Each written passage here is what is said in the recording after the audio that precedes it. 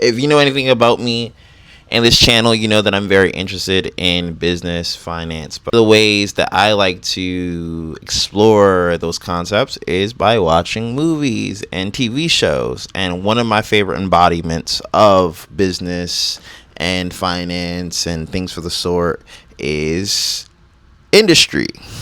I think that is a really good tell and dramatization of what happens in the workplace, especially for a person who is a lot more motivated and has their sights beyond their current position. So here we go. This is Industry Season 1, Episode 1. And yeah, I'm really excited to do this. Of the series, I think we can all relate to this is look at the body language of Harper. So obviously she's interviewing for a job, and you can see that the person who's interviewing her is a lot more skeptical and relaxed. He's leaning back. But if you were to look at Harper, you can see that she's stood upright. She sat upright and making very direct and clear eye contact. Not a lot of asymmetry in her body language. And I think that's worth noting because it kind of shows the hierarchy in the room. Naturally, when we're in front of people of power, we often do not take a lot of liberty in the way that we talk, the way that we move. We kind of sit very straight and symmetrical. So I think that will really play into her further evolution as the series goes on. But yeah. Mountains I'd have to move to get you to London for good. You know when you're kind of killing it in an interview. I've been in so many interviews, and I think I've gotten a pretty keen sense for when an interview is going well and when it's going terribly. And you can kind of tell in that last scene where Harper is talking to Eric that he was kind of giving these indicators that the interview was going well. Like, do you know how many mountains I would have to move for you to come to London? It's like he's already envisioning her working with him. So definitely a skill to develop. You don't look sure how to navigate that. You gotta learn to master the skill of small talk. It'll take you so far. Instead of avoiding those awkward conversations when you go to the kitchen, like indulge, like really challenge yourself to come up with a quick-witted joke. You know, whenever somebody makes a comment on anything, maybe it's something you're eating, you're wearing, whatever it may be, you know. But don't run away from it, is the point I'm getting at. Today, that's reduction in force. You'll be standing in this room, telling all of us why you should be hired permanently to your desk. They're basically saying, hey, you have 6 months to prove yourself. Otherwise, you will probably be cut during this RIF day, reduction in force day we work in, right? And the rule of thumb that I've gotten in my over 10 years of corporate experience is pretend this is a rule for every new job you work in. They might make it seem a lot cooler and a lot more friendly when you get there, but trust and believe the first 3 to 6 months, you are constantly proving yourself. They are looking at you. Even if they may not seem like they are looking at all of your work. So the rule of thumb is come out firing hot. Some people will tell you to go in and let your uppers and management get used to a slower pace of work so that they don't expect too much from you. That is the worst idea you can ever institute. Come in hot. Go at 100, 110%, 120%. Show them that you're somebody who deserves to stay, and then taper off over time. After that trust is built. Do not do it the opposite way. Well, for a minute, I thought you were actually going to talk. You know, you've been here for 3 weeks, and you've barely said a word to me. I'm sorry, I've just been underwater, backing up air. Red flag. Bad mistake. Guys, I know it seems like the least important thing to do when you get to a workplace, but this is exactly what I was talking about earlier. whenever you get to a workplace, so a lot of times people believe that it's your work that's going to speak for itself, but that is not true. Optics is probably just as important, if not more important. And I know this. I've worked in many workplaces, and I've also ran a startup. So I understand this. You need to make sure that not only that your work speaks for itself, but making sure that you are presenting your work and you're carrying your work and you're creating those connections and alliances that are going to make people like you. If people do not like you and you're kick-ass, you probably will still be fired. You need to be friendly, not fake, not somebody who's a kiss ass, but somebody who wants to actually warm up to people, that wants to make people like them in the end, because that first impression, whether you know it or not, is being made, and you're gonna come off as somebody who's cold or unlikable or unfriendly.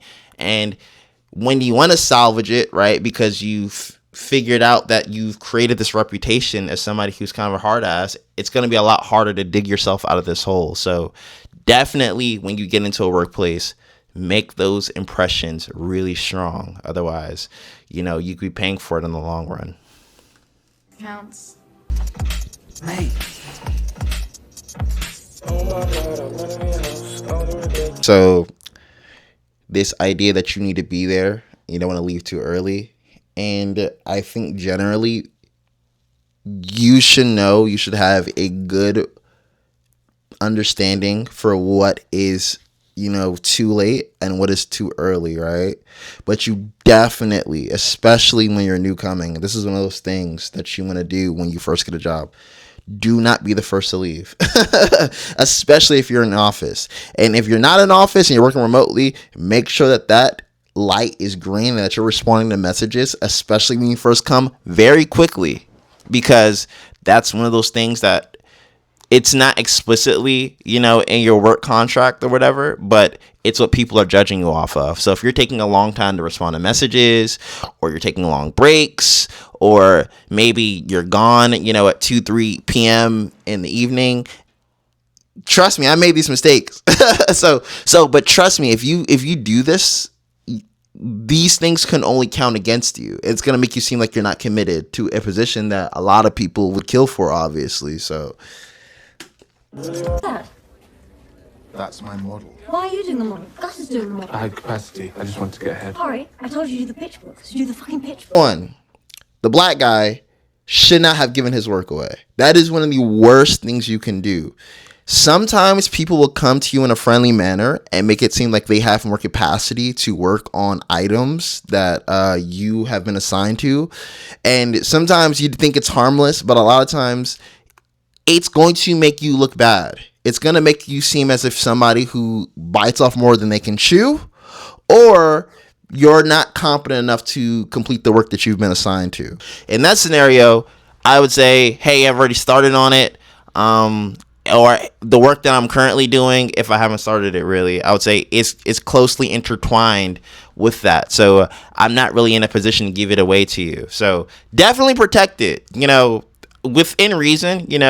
It's better to give it away though if you're not going to finish it. It's not just that you should hog your work, but the mistake the Indian guy did is that he didn't finish the pitch book first. Finish your work. Make sure it's done well.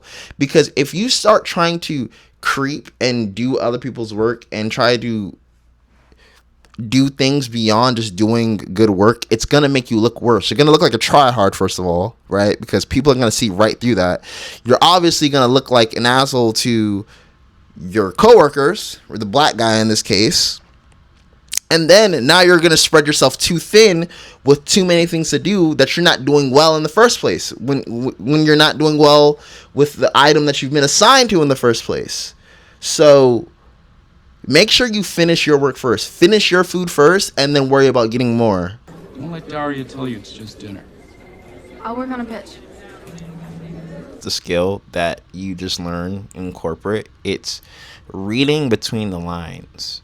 They're not going to spell it out for you because that's just not the nature of corporations, right? There's obviously a lot of legalities and formalities with it. They can't tell you to work more hours than the work day that they assign you to. But it's just like getting a grasp for what is being said without it being said, right? Because people are naturally in a corporate environment not going to be real with you, because that's not what got them hired, and that's not what makes them sell products. A lot of it is around being fake. So you need to understand how to read the room, read the writing on the wall.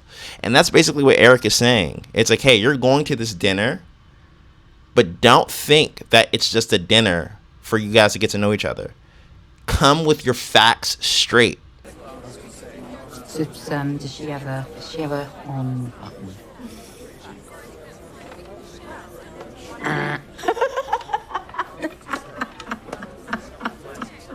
And that's where the smiles and the jokes and the laughter comes from. It's, you need to master that art of being likable, right? Especially with like these high stakes meetings. Like, act as if it's friends you're trying to get to know. It seems weird to do that, but it's so important, and it will bring you so far if you master that craft of just being charming, charismatic, social. Because now she's just looking awkward because she tried to jump straight into business, even though that's what we're all here for, is business. But still, there's customs towards doing this.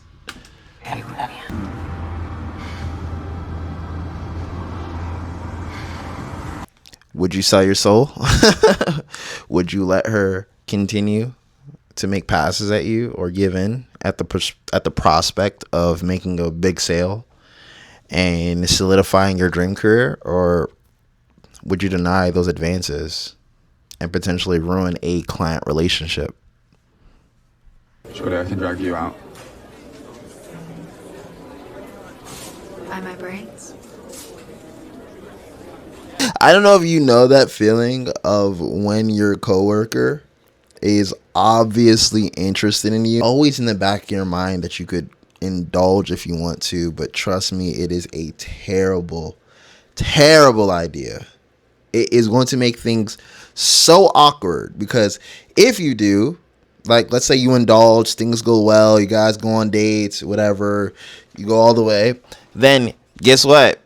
Now things are going to be weird, because it's never going to go back to the way it was when you guys were just coworkers, because now you've seen them naked, frankly, right? Or, you've seen them outside of a context that isn't professional.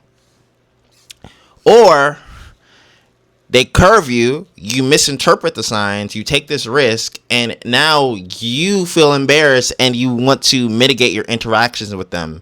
And they leave, or they are thinking that every interaction, whether it be professional or not, is a pass at them too. So, yeah, tempting, but I stay away from that. It's not a good idea. The best way to do that is either you're leaving the job or they're leaving the job. Then shoot your shot. Like, hey, give me your number.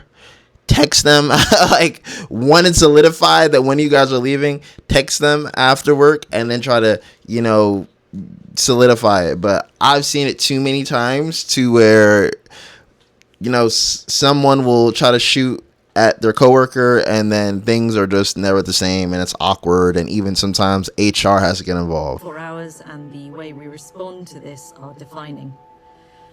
Do not speak to the press. I'd rather you didn't speak to anyone outside of the office. So if you didn't get that, Harry the Indian guy died. Right? Your health is your first and foremost priority. Of course, there's going to be times where we have to lock in, that we may have to cut out sleep. We may have to skip a workout. We may not be able to eat a proper meal. But there is such thing as overdoing it. Even if it's a demanding, stressful job or the job of your dreams, you need to prioritize your mental health, because if that goes, so does everything else. If you're sick, you can't work. If you notice, she says it's unfortunate, but the first thing she says as far as her advice goes is, do not talk to the press. And I really think that that goes to the nature of these jobs that we work, right? A lot of times, you know, for better or for worse, you could pretty much put your life into a job. You could put your life into working, you know, for a company. And I've seen it, you know, and when employees pass, they might write a little memorial for you, right? If that, they might send a sad text or even post your picture. But a lot of times, business is going to proceed as usual. They're not really crying. It's just something that they have to do to address the fact that, you know, you may or may not be there.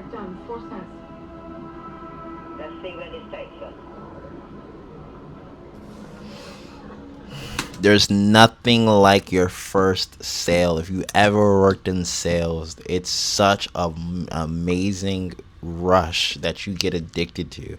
That's why I recommend every person who's high achieving and wants to get into business, finance, whatever it may be, get a sales job and fall in love with sales. You learn the tingle, you learn how to be bold. And I think just now what we saw with Harper is her deciding to, because I think there's two different paths. I think when you see something traumatic like that, or you see kind of like the woes of corporate America or whatever it may be, I think that you can either A, kind of decide that it's not for you, take like a, you know, a mediocre position, or, you know, not try to elevate or play the game, or B, lock in even harder, harden your mentality and dive in.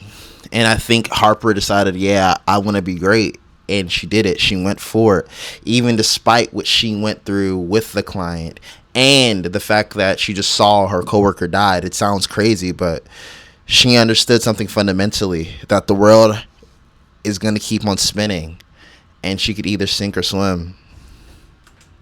And I think that there's so many things that we can learn from this episode. I think namely, read in between the lines when you're in the workplace. Never take anything at face value. Your managers, your coworkers, whoever, even clients might tell you that something is a way that, you know, things are a lot easier or more straightforward, but never believe that. Always try to read body language, go off of cues, emulate, right? Do as I do, not say, actually, right? Look at what your coworkers are doing. Number two, something that Harper did really excellently in this episode is she was bold beyond anything. She saw that, yes, she didn't go into the small talk, but she saw that nobody was being direct. She cut to the chit chat. Hey, go for the sale. Hey, I want to print your business. I have this option that I believe that you'll be interested in investing in. So being bold is going to bring you a lot further in life, because what do you have to lose? She understands that if you're not originating business, you're not going to be staying, you know, here probably. And number three, like I said, it's life is obviously, this is important, right? We don't want to be Harrys. We don't want to be tryhards. We don't want to cut off our coworkers, but we want to work hard, but not kill ourselves. And that's important. Sometimes go home, take a rest. Know that you tried your day's best, but it's not worth, you know, killing yourself over. You know, it's not worth your health. Your health is the most important out of anything. So I hope you guys enjoyed this video. And stay tuned. I am going to be doing the whole series of industry, giving my takes on it. And I hope that you guys are going to be along for the ride. So see you in the next one. Peace.